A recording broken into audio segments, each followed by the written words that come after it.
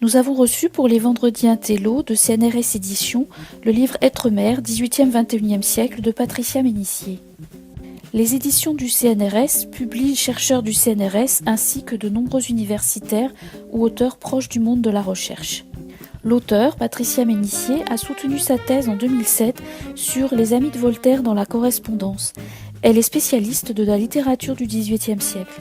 L'ouvrage est constitué de 3 chapitres, le premier portant sur les mères de fiction, le deuxième sur l'identité de femme et l'identité de mère, et le troisième sur le rôle de mère dans la société.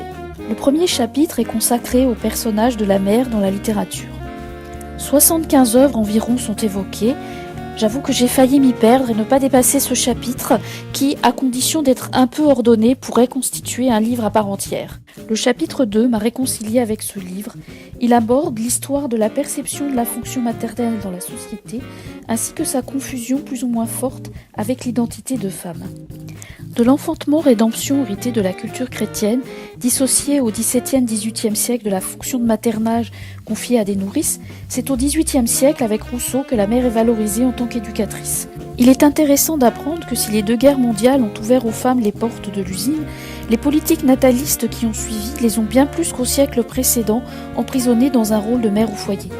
Ce chapitre relate aussi assez bien l'histoire des mouvements féministes et leur diversité, ainsi que la chronologie des droits acquis, tels le droit de vote, les droits à la contraception et à l'avortement. Le chapitre 3 se veut une réflexion sur l'identité de mère au XXIe siècle. Sont évoquées les mères biologiques, adoptives, homosexuelles, les belles-mères ou celles qui refusent d'être mères.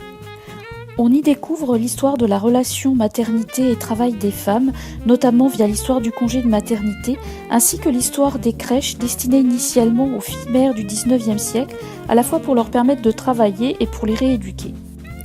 En conclusion, voici un livre riche de multiples informations où de nombreux aspects historiques de la condition féminine en France sont mis en perspective, même si la profusion de références crée parfois une certaine confusion.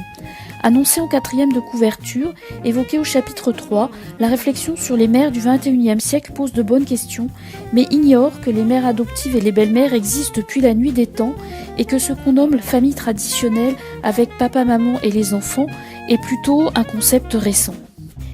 Et si se focaliser sur les figures maternelles hors des différentes notions de famille, selon les époques et les cultures, n'était pas déjà en soi considérer que les enfants ne concernent que les femmes ?